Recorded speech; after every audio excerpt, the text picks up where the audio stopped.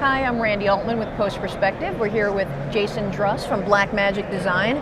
Jason, this morning you guys introduced Resolve 16, which has dozens of new features, but one in particular is pretty exciting. I wanted to talk a bit about Cut Page, and essentially it is a very speedy way, almost like a editing triage in a way. Can you tell people what that is?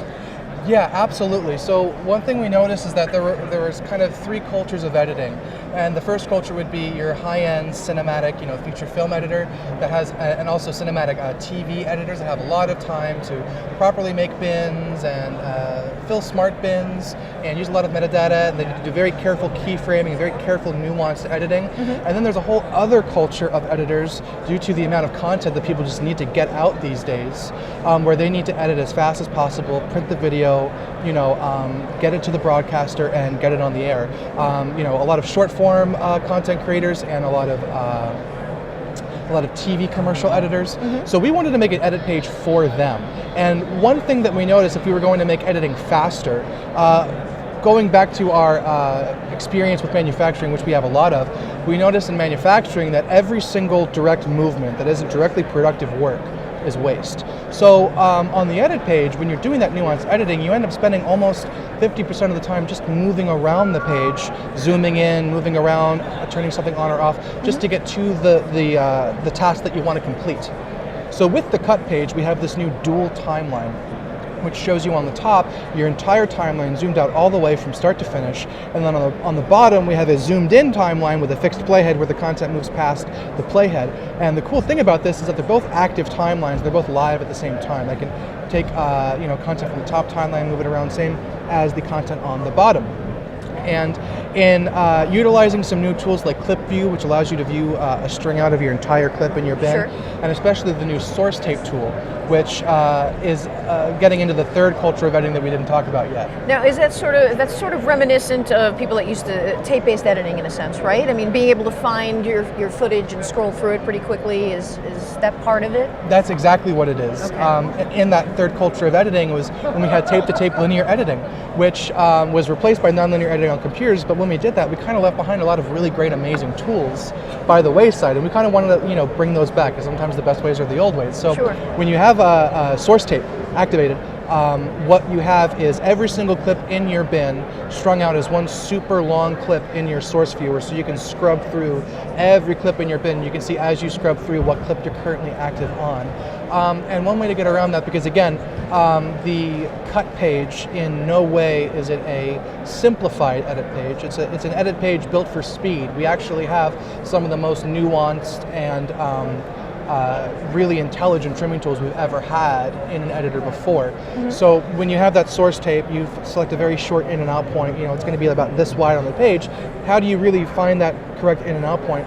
We have this new source trimmer where you can go to the edge, and as soon as you trim from the edge, the audio waveform preview zooms from the full source tape to the very small part you're trying to trim. So you can use those audio waveforms to kind of guide how you want to trim, with frame markers to let you know how many frames before and after that you're zooming in and out for your trim.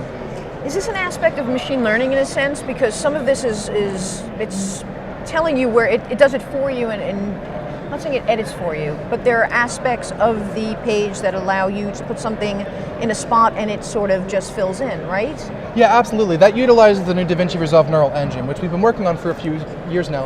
And the Davinci Resolve Neural Engine utilizes deep learning algorithms and artificial intelligence for the first time in the app. So when we're talking about the neural engine working for the cut page, if you want to go ahead and apply a cut or apply a transition or find a cut that you want to trim, you don't have to actually hover over the trim or even select the trim anymore. Resolve knows what you want to do as long as you're within 1 second of that cut range. So if you're scrolling really fast and you want to go ahead and place a dissolve, you just go right up to it, go near it. You don't have to be exact. Again, like triage, press the dissolve button and the dissolve shows up. So Resolve, the neural engine, intelligently understands what you want to do before you're even going to do it. Right.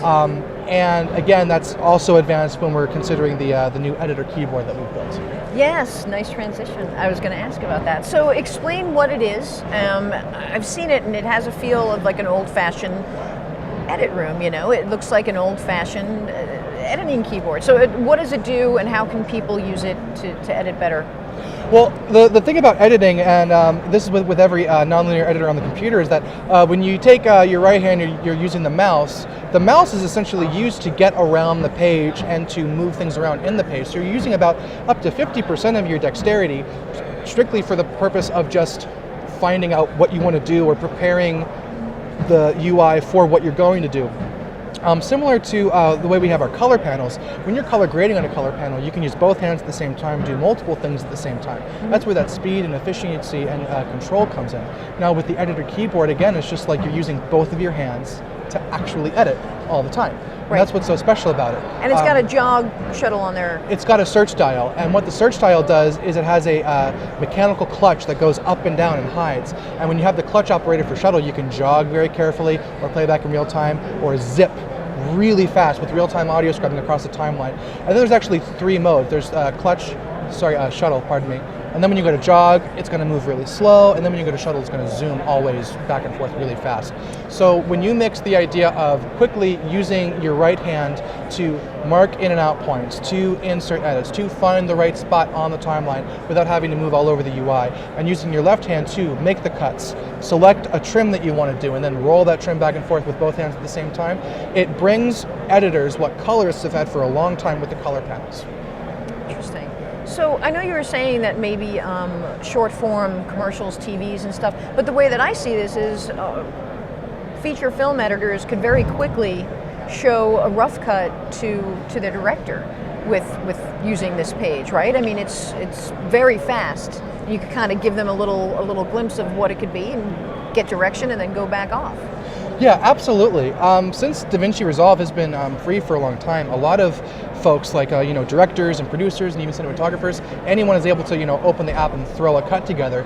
Now I think jobs like dailies editors, producers, directors, and even regular feature film and television editors are going to very, very quickly, faster than ever before, be able to get that assembly cut together, get that rough cut together. And the best part is there's no importing or exporting anything in or out of the cut page. If you do something on the cut page, you click on the edit page and there's your work. Right. Just as it was the entire time. So if you're on one page, it's being affected on the other at the same time. There's there's no change to the edit page except for the hundreds of new features that we added to it this year. Got you. And I guess it's important also to tell people that if they don't want to use this, they don't have to. Exactly. If you don't want to use it, if you still want to stick with the edit page all the time, just don't click on the cut page. It's fine. Right. It's important to let folks know that we didn't change the edit page, again, except for adding features.